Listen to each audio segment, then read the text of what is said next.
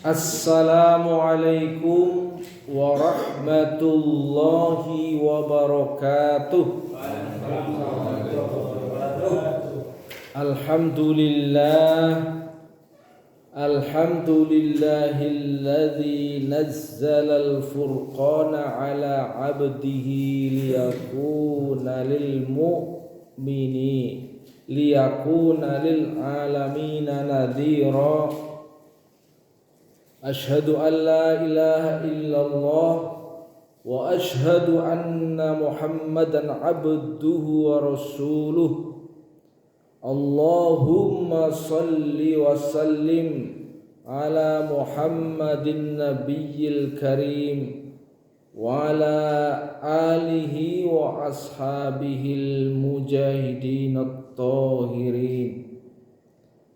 Wa qala ta'ala fi kitabihil karim, a'udzu billahi minasy syaithanir rajim. Bismillahirrahmanirrahim. Inna arsalnaka bil haqqi basyiran wa nadhira wa da'iyan ila Allahi bi idnihi wa sirajan munira. Amma ba'du, hadirin sidang jamaah salat subuh Masjid Al-Lafali rahimani wa rahimakumullah. Mari kita tak henti-hentinya bersyukur kepada Allah Subhanahu wa taala. Sebagaimana tak henti-hentinya Allah Subhanahu wa taala memberikan nikmatnya kepada sekalian. Sebagian daripada nikmat Allah Subhanahu wa taala yang sering dilupakan orang adalah nikmat sehat dan nikmat sempat. Nikmat sehat biasanya diingat ketika sakit. Orang ketika belum kena belekan itu ya, maka kita menggunakan penglihatan kita bebas, tapi sedikit mungkin yang ingat itu ya kalau saat sakit itu bahwa nikmat melihat itu nikmat yang besar. Tapi kita kena belekan sedikit itu akan teringat, waduh betapa enaknya kalau beleknya sembuh gitu ya. Bisa melihat dengan terang. Hadirin rahimani wa rahimakumullah, begitu juga nikmat sempat. Ketika orang dalam keadaan sibuk gitu ya, mungkin baru berpikir, aduh kenapa dahulu saya ketika masih sempat kenapa nggak ngaji ya, sudah tua seperti ini sudah sibuk gitu ya. Sulit bagi waktu, udah nggak sempat lagi ngaji, begitu seterusnya. Terkadang kita sendiri sadar, jadi pada saat diuji oleh Allah dengan sakit, dengan mungkin beban tugas, kesibukan yang lain ya, kalau orang itu mau mawas diri. Hadirin rahimani wa rahimakumullah, oleh karena itu sesungguhnya Allah sudah memperingatkan kepada kita ya. Dengan cara apa Allah memperingatkan kita? Ya. Dengan diturunkannya Al-Quran ya. Allah berfirman, a'udzubillahi minasyaitonirrajim, tabarakalladzi, maha suci Allah. Maha suci dari apa? Maha suci alladzi, yaitu zat yang bagaimana telah menurunkan, nazzala ala abdihi yang telah menurunkan kepada hambanya Al-Furqana, yaitu pembeda, liyakuna lil alamina nadhira. Untuk apa? Yaitu untuk menjadi peringatan bagi manusia seluruh alam. Jadi Al-Quran itu adalah pertama diturunkan oleh Allah sebagai pembeda, yang kedua sebagai pemberi peringatan. Allah itu kedudukannya sebagai Rabbun Nas. Rasulullah kedudukannya sebagai yaitu Ahsanun Nas.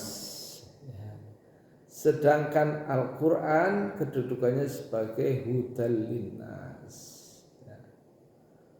Kalau kita lihat dari kedudukan itu, pertama bahwa Allah sebagai Rabbun Nas hakikatnya memelihara manusia, tidak hanya dari kebutuhan fisik. Manusia membutuhkan makan, minum, udara untuk bernapas, cahaya matahari dan sebagainya. Itu Allah yang memelihara, Allah yang menghadirkan, Allah yang mendatangkan. Bahkan semua perkara-perkara yang penting digratiskan, tidak usah bayar. Dialah Allah sebagai Rabb, sebagai pencipta manusia dan pencipta semua yang dibutuhkan oleh manusia. Kemudian Rasulullah yaitu sebagai Ahsanun Nas, orang yang terbagus, sebagai teladan yang membimbing kita supaya kita selamat. Dengan cara apa kita dibimbing?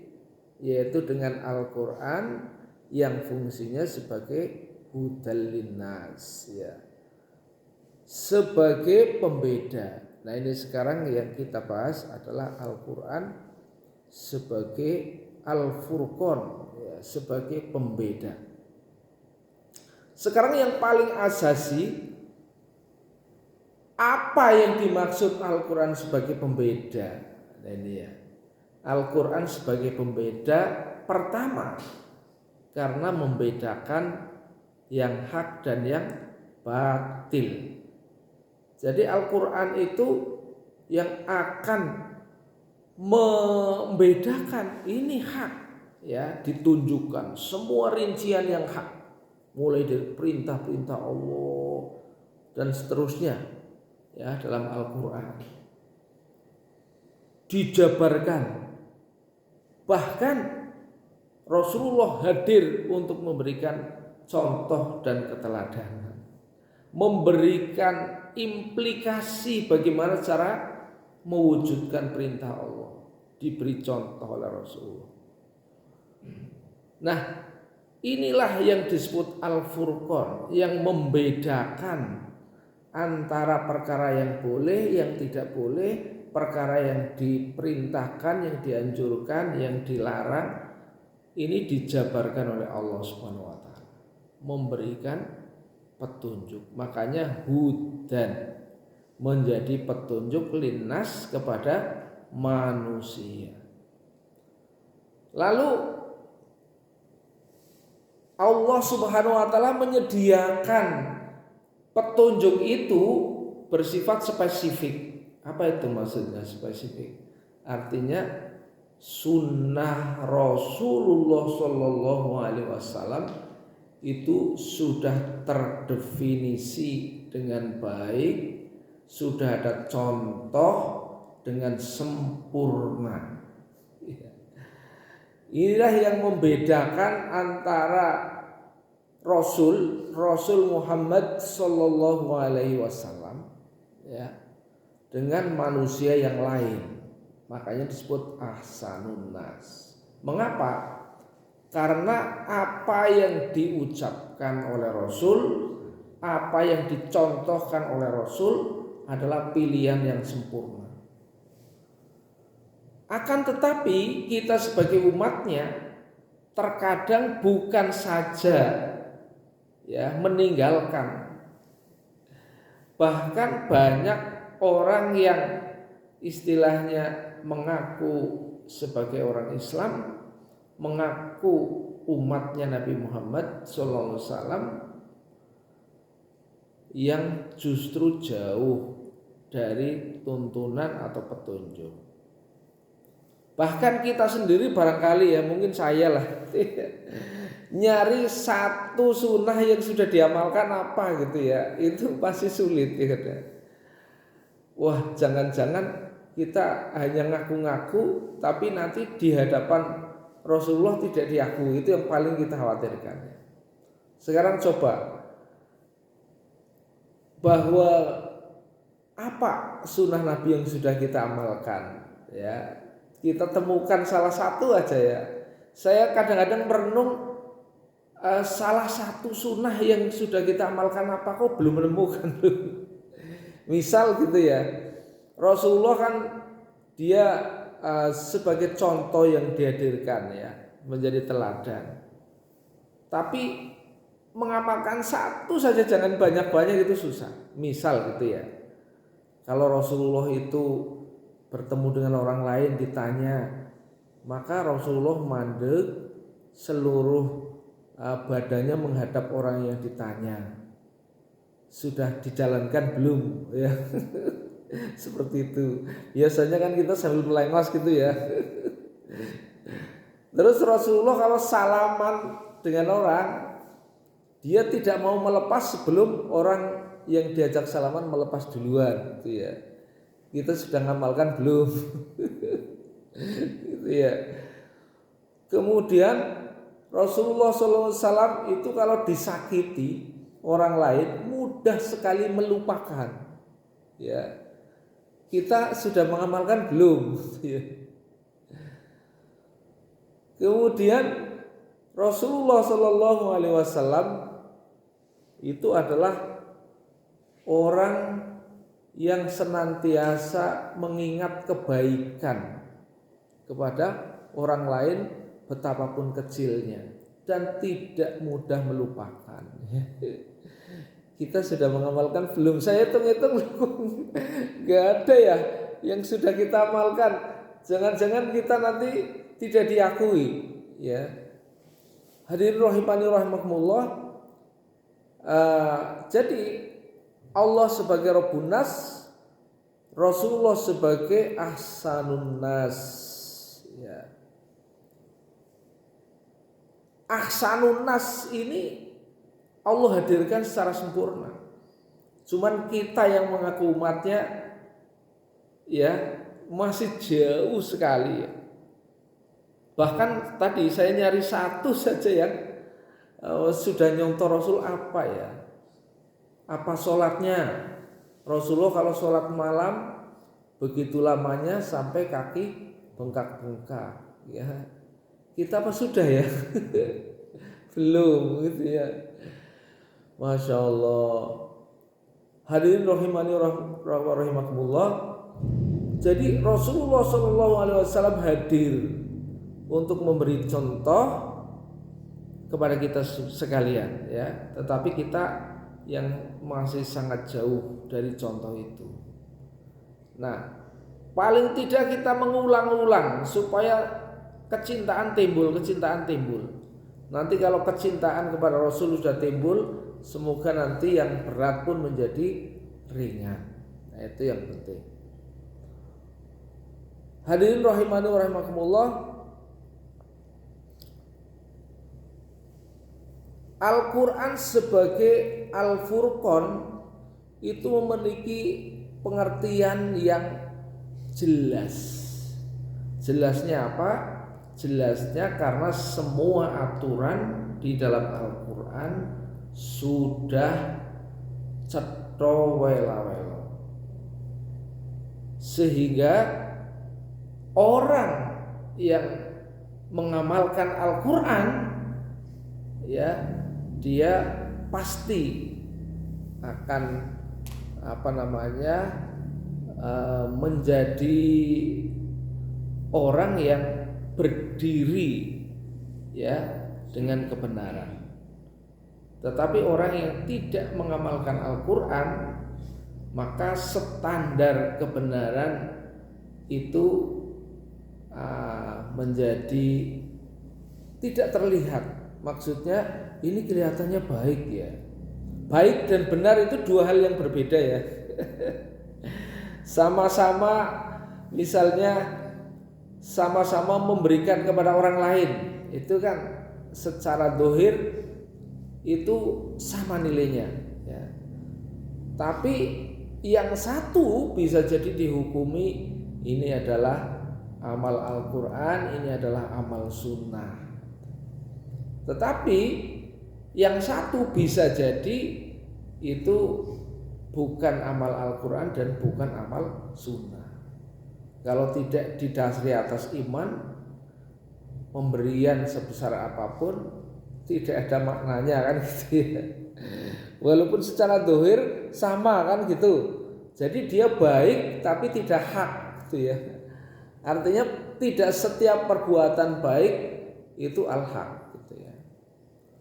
Jadi yang al-haq itu dia didasari atas iman, yang kedua didasari atas niat yang baik, yang ketiga didasari atas harta atau materi yang halal, gitu, ya. Tidak diundat-undat misalnya dan sebagainya, ya. Banyak syaratnya ternyata. Ini baru pemberian, banyak syaratnya. Jadi tidak bisa orang yang berbuat baik di mata manusia dia baik di mata Allah. Itu dari situ aja sudah kelihatan Al-Quran sebagai pembeda. Mata kita tidak bisa membedakan, tapi Al-Quran sebagai pembeda, karena ada ketentuan-ketentuan yang harus dipenuhi, gitu, ya. Hadirin rahimani wa rahimakumullah. Dan Rasul itu, ya, ditetapkan oleh Allah, inna arsalnaka bil haqqi basyiraw wa nadhira, memberikan kabar gembira dan peringatan. Ada kesamaan, ya, antara Rasul dengan Al-Quran. Kesamaannya apa? Nadhiro, ya, Rasulullah diutus sebagai pemberi peringatan, maka dia menggunakan Al-Quran. Al-Quran sebagai sumber melakukan tindakan, sedangkan pelaksanaan tindakan itu dilakukan oleh Rasul sebagai pelaku, pelaksana, dan contoh. Makanya Al-Quran dengan Rasul itu tidak bisa dipisahkan, sehingga dikatakan Rasulullah itu Al-Quran hidup. Pengen ngerti Al-Quran tuh lihat, ya, Rasulullah itu Al-Quran, Al-Quran yang berjalan. Sedangkan kita itu Al-Quran di mata kita itu mushaf, tulisan. Jadi kadang-kadang sudah hafal ayatnya, belum ada amalnya. Karena apa? Al-Quran di kita itu tulisan, tapi Al-Quran di Rasul itu hidup, ya. Hadirin rahimani wa rahimakumullah. Oleh karena itu maka dengan selalu dibicarakan lagi dan dibicarakan lagi, semoga kemudian ada yang nyantel, ya, dalam pikiran kita. Ada yang nyantel dalam jiwa kita, menjadi asar yang dapat kita lakukan sebagai satu bukti seorang hamba yang bersyukur kepada Allah Subhanahu wa ta'ala. Mungkin ini saja pagi hari ini, ya, bahwa yang penting dalam hal ini adalah bagaimana kita menjadikan Allah sebagai Rabbun Nas, yang telah menyediakan seluruh kebutuhan manusia dan kita merasa telah dicukupi semua oleh Allah. Yang kedua, kita harus berkiblat, beramal seperti mana contoh Rasulullah SAW. Walaupun pada kenyataannya kita nyari sunnah satu aja dalam diri kita sulit. Tapi kita tidak boleh frustasi, ya. Kita tetap selalu menjaga daripada kehormatan sunnah Nabi. Walaupun kita masih jauh, ya. Coba sekali lagi saya mengajak hadirin semua untuk mencari sunnah yang sudah diamalkan. Bukan sunnah yang belum diamalkan. Sunnah yang sudah diamalkan itu apa? Rasulullah kalau wudunya Rasulullah itu nggak ada air yang mubadir, ya. Jadi air yang digunakan oleh Rasulullah ketika berwudu nggak ada yang mubadir. Begitu hebatnya sehingga tidak ada air yang mubadir. Kalau kita Masya Allah, yang untuk wudhu dengan yang terbuang masih banyak yang terbuang. Masya Allah. Nah itulah contoh-contoh bahwa marilah kita harus bertindak ya sebagai umat itu menyadari diri kita ini masih jauh, dan oleh karenanya jangan puas untuk selalu mengkaji dan untuk selalu beristighfar. Gak ada yang dibanggakan amal kita di hadapan Allah Subhanahu wa taala. Nah, semoga ini nanti memacu kita supaya kita selalu berjuang, ya, paling tidak menegakkan daripada sunnah dalam kehidupan kita. Terima kasih atas perhatian, mohon maaf atas kekurangan kita. Billahi taufiq wal hidayah. Wassalamualaikum warahmatullahi wabarakatuh. Waalaikumsalam.